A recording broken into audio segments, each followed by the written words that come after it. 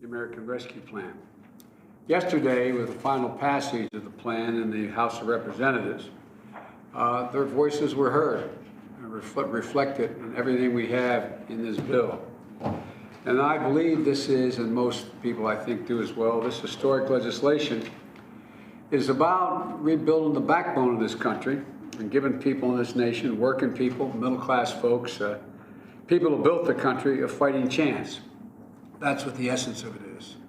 And I'm going to have a lot more to say about that tonight and the next couple of days and be able to take your questions. But in the meantime, what I'm going to do is sign this bill and make the presentation tonight. And then there's going to be plenty of opportunities. We're going to be on the road, not only talking about what I'm talking about tonight is the impact on the virus and how we're going to end this pandemic.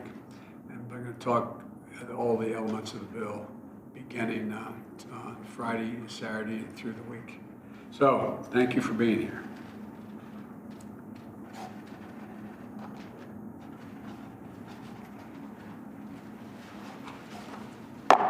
Got it.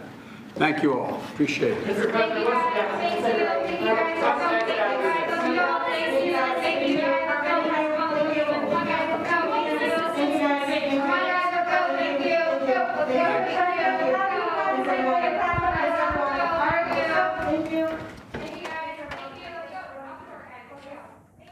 And we just saw President Biden signing the American Rescue Plan into law. And joining us now to discuss more is Nancy Cordes and Sean Sullivan. Thanks to both of you for being with us. Nancy, tell us why, again, the president has moved up the signing to today when originally it was supposed to be signed tomorrow. Well, Tanya, the White House says that they got the bill from Capitol Hill faster than they expected. The officials there were able to enroll the bill, do everything they needed to do in the House, and then get it here to the White House in time for him to sign it today rather than yesterday. So they are still planning to have a larger ceremony tomorrow. But with this deadline bearing down, with unemployment benefits slated to run out this weekend in all 50 states, the goal was to get this bill signed, and with a stroke of the pen, that $1.9 trillion in stimulus funding can start being disseminated. And Sean, how are Americans perceiving the president's first 100 days, particularly as it relates to his pandemic response? How popular is this legislation? Well, if you look at some of the early polling and public opinion tests out there, there is reason for optimism for this White House because it does show that the public is responding pretty warmly to this plan, pretty warmly to the idea of bringing pandemic relief to the American people. But now comes the part where the White House is going to have to go out and really, really sell this thing, really convince the public that it's working. This is a bill that, remember, passed strictly along party lines. Not a single Republican in the Senate, not a single Republican in the House voted for it. And this is a president who came in to office after campaigning as a deal maker, somebody who could foster bipartisanship. So the challenge he has before him now is to present this bill to the public, to say, hey, this is why we think this is working. This is why things look effective. And, you know, a lot of allies that I've talked to of this White House say, look, if things turn around, the country starts to open up, if we continue to see a decline in infections and deaths, then they expect that the public will continue to react well to this. But if not, if that doesn't turn around, I think you're going to see a lot of Republicans really ramp up their attacks and say, hey, look, the White House decided to pass a bill that was a partisan bill, that was not one that they sought our support in a genuine way for. We could see a real partisan showdown over this as we head toward the midterms. Absolutely. But Nancy, I want to get to the details of some of this bill. When can Americans expect to start receiving those very real benefits like the $1,400 direct checks? I'm sure that many, many Americans are most concerned with that piece of it, at least immediately.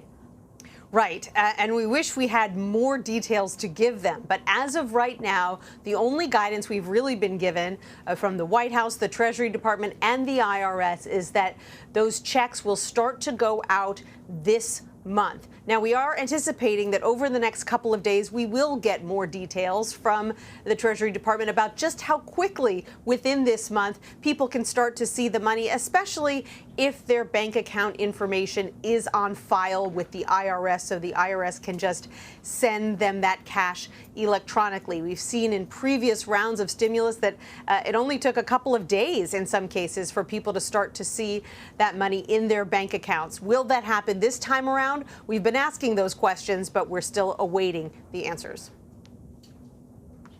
And Sean, as you mentioned earlier, not a single Republican voted for this bill, and we know the president has said bipartisanship was a key priority for him. But, you know, is this likely to change how he plans to govern? He was pretty successful getting this big piece of legislation through without much bipartisan support. Is he going to feel more pressure to reach across the aisle with the next piece of legislation, or less because of this?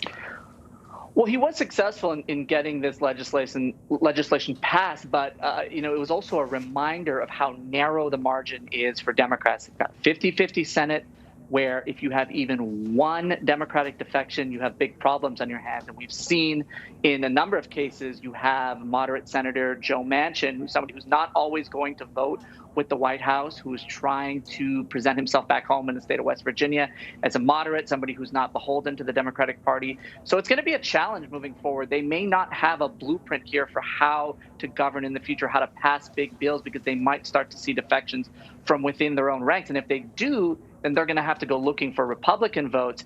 They weren't able to do that this time around. So the question is, which Republican can they work with in a future bill? Somebody like Lisa Murkowski, somebody like Mitt Romney, Susan Collins, perhaps. There was a lot of hope, I think, from some Democrats that they would be able to cooperate with those folks this time around. They all voted no on this bill. And so it remains to be seen how this White House can actually deliver, or even if they can, on that bipartisanship that Biden promised as a candidate. Nancy, Democrats certainly seem to feel like they have the wind at their backs. You know, President Biden was elected with a majority of 7 million Americans. This bill is already widely popular among Americans, according to polling. So does that seem to suggest to them that even though, yes, they need to work with congressional Republicans, that, you know, in some ways the makeup of Congress is not really representing what the American people want done right now? And is that justifying some of their, you know, inability to reach across the aisle, as it were?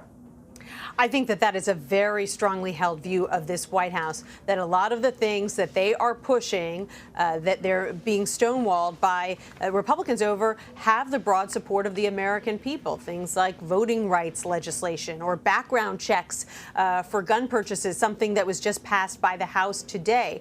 The problem is that they're not always going to be able to use the budget procedure that they used this time around to pass this bill with just 51 votes in the Senate. That was a lucky break, but they can't use that procedure most likely to pass voting rights legislation in the Senate or background check legislation in the Senate. They are going to need to get 60 votes, which means they are going to need to get some Republican support.